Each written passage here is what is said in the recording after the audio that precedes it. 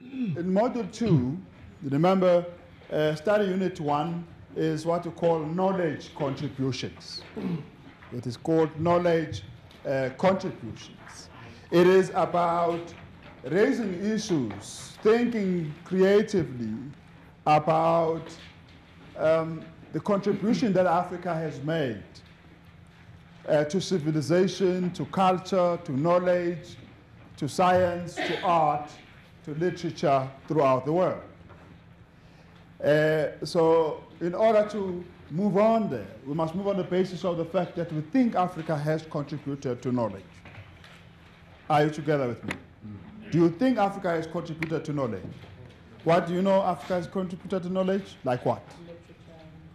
Like which literature? Good example? Ngugi wa Thiong'o. What else have you know is Africa has contributed to knowledge? That? Like which art? Yep, sir. Technology with the pyramids, agriculture in the Nile. Yep. And how to plant crops and stuff like that. And music, isn't it? And all sorts of other things. But we will see that it's been a matter of subject of debate for a long period of time. Why we need to talk about it here is because in order for us to become really thought leaders, African thought leaders, in order to emulate the patron, Mr. Thabo Mbeki, we need to go back a little bit to investigate where we stand with regards to that issue. One primary reason for that is that we are entering this phase of thought leading, of intellectual engagement and all of that on the basis of certain preconceived ideas of knowledges that have been taught to us on the basis of the selective presentation of history that we've come to base our ideas on. And therefore, it is very important for us to just reinvestigate history a little bit, the assumption that you already know it.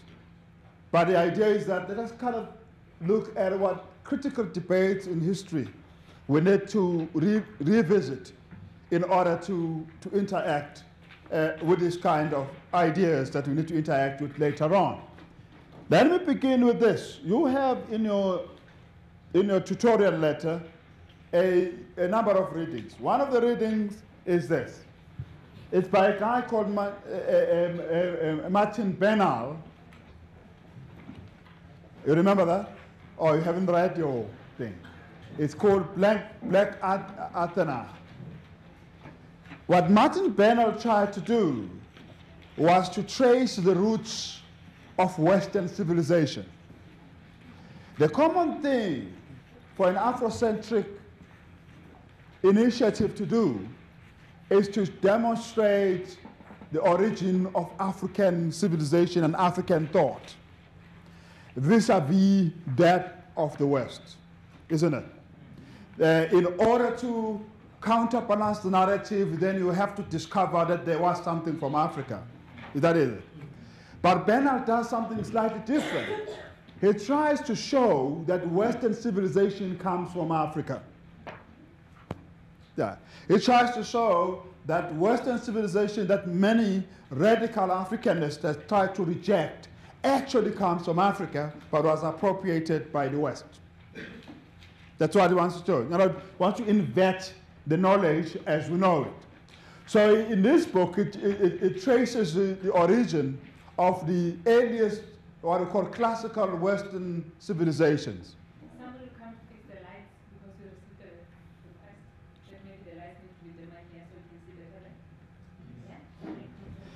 Yeah? It tries to trace the origin of classical civilization. And as you know what was the earliest civilization we know, what we call classical civilization. The civilization on which the Western civilization is based, or Western norms are based. It's called the Greek civilization, associated with Plato, with Aristotle, with Pythagoras, and a lot of those great thinkers. So he tried to understand where are the roots of the Greek civilization. Does somebody know where Greece is? Anyone who knows where Greece is? Come? We mean on the other side. We mean there's one side. There's our side and then there's that side, just over there. So it's like Norway. Because Norway is also on the other side of the... Eh? Yeah, also it's in Europe. Yeah, we know it's in Europe. Where in Europe?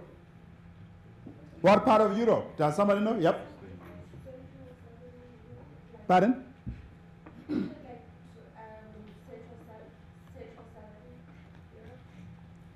It's a Central Europe. It is in Southern Europe. It is the closest part of Europe to Africa. Yeah, that's very important to know. So Bernal does a thorough study of the basis on which Greek civilization is based, and therefore Western civilization is based.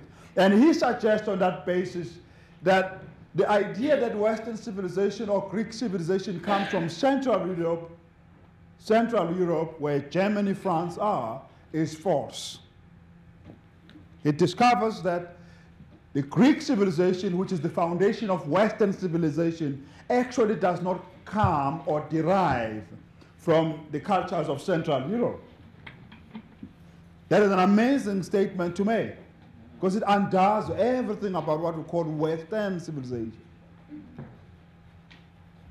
Because Western civilization, you and I see it as European civilization. Whereas Western is just geography. Beyond, West is included. No, Europe may be included, but it's much bigger. So what has become known as Western civilization, he says, it does not come from Central Europe. There's a second thing that he makes, the main point that he makes that I found astounding. That point is that the Western civilization is actually an Eastern civilization. He said what has become Western civilization and what was the Greek civilization was actually an Eastern civilization. And evidence goes on to show that Greece became part of a developing North African, East and Asia area, where the main centers of development and progress were Mesopotamia, where Iraq is, and Egypt, where North Africa is. That those were the portals of progress, of development, of invention, of new language, of writing, and all of those. And that by virtue of proximity, Greece was part of it. But Greece came to connect it with a Europe that is going to develop very fast because of its smallness and closeness. And as you know, Europe is the smallest continent in the world. Everything is very close to each other, and that's an advantage. So a civilization that belongs to North Africa, Near East, what we call Central Asia today, get linked to Europe via Greece. Partly because of Greece's own national development. The market led to an auditorium, which is what you have here. This idea of a sitting place like this, and what we today call a stadium or an auditorium, comes from the Greek culture that linked resolution of people's issues with the market. Because of that, they were able to incubate those ideas a lot better. So he makes that point then that therefore Western civilization is an Eastern civilization.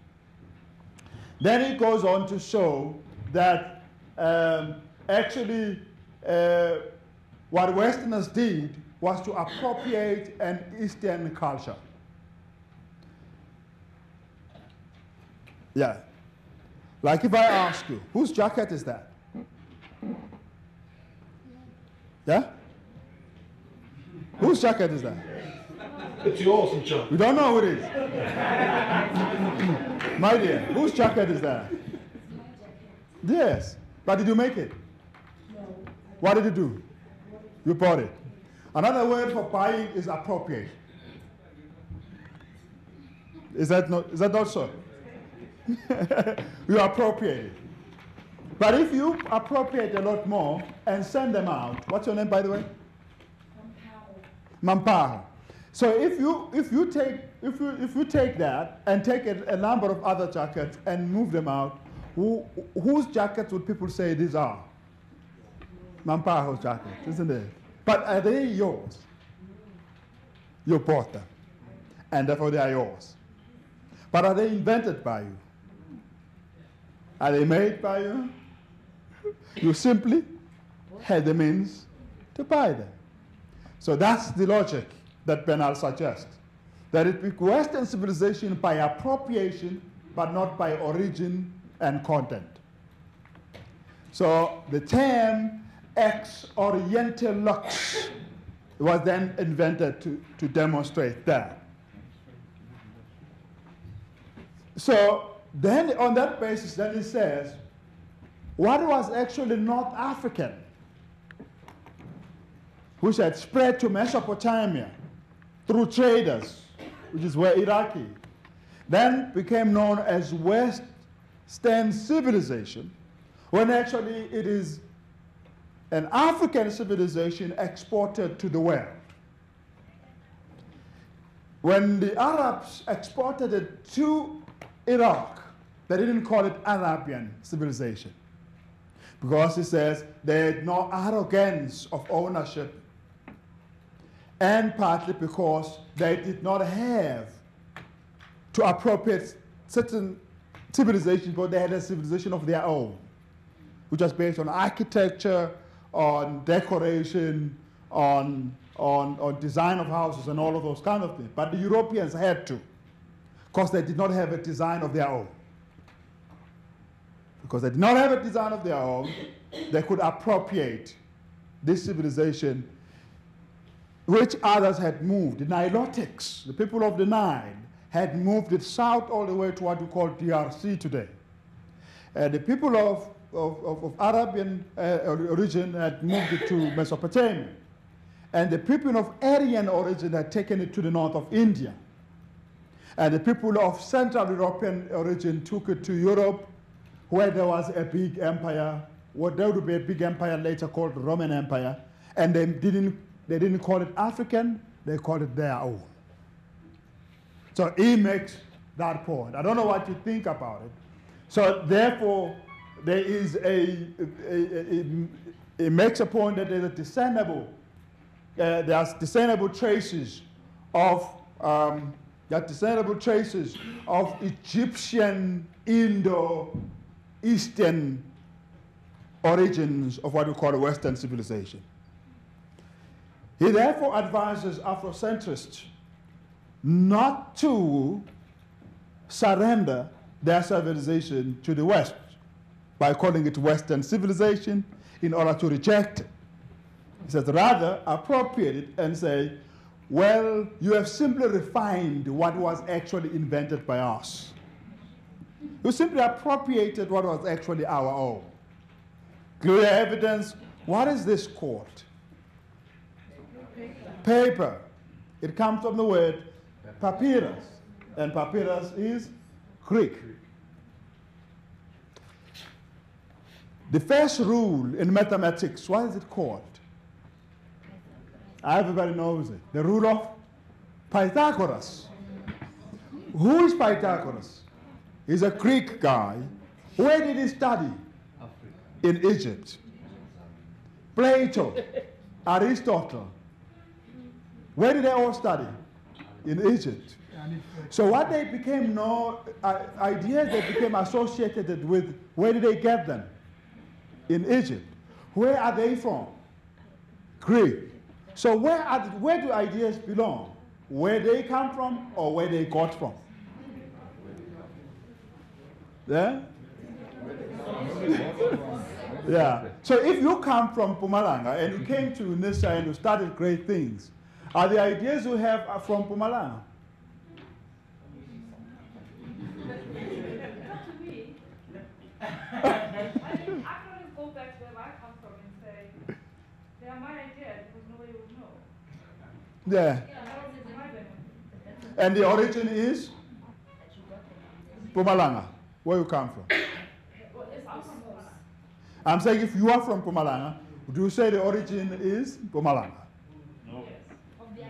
The origin of ideas or your origin? Well, if I'm from Pumalanga, Yeah. and I get ideas from wherever, Yeah. it doesn't matter where I get them from. Yeah. Because they would have gone through my own processing of something. Okay. Let's use it. This is a more classical example, but like in this particular case, if you go to Zimbabwe and get that pottery that Zimbabweans do, you bring it with you back home to Mpumalanga. Where do those pottery come from? Mpumalanga. I know it comes from Zimbabwe. But it is owned by somebody who is in Mpumalanga. Yes. But Mpumalanga. When I then buy it, we will say, I got it from Mpumalanga. But is it from Mpumalanga? So that is one very big one. But this led to a grand debate that I would like you to read up a bit about it. It's called there's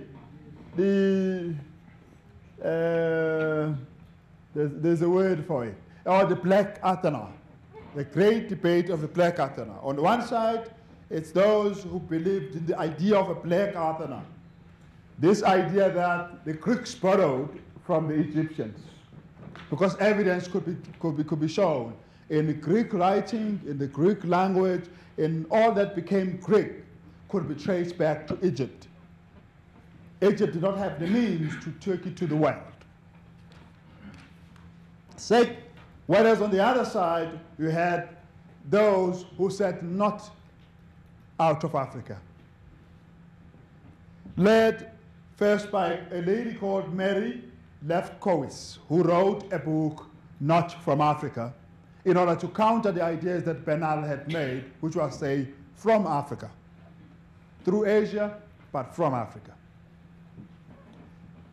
And that was significant still, that Central Europe is only at that stage in the evolution of that civilization. But it gets to be known as Western, though West only got it as a third actor. But that is it. And on the other side, to the idea that Bernal said Egyptians are, secondly, that Egyptians are Africans, they are black Africans. If you look at what is said in the Bible about Abraham, about other Africans that are there, is that they were black Africans. And if you're talking about Egypt, actually, that Egypt became Arabized with time, but it was always in Africa as it has been.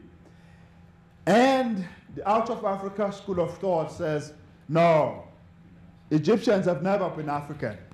They've always been Euro-Arabs. They've always been Euro-Arabs. So we accept the civilization comes from Egypt, but that therefore means it comes from Europe, because Egyptians are not African.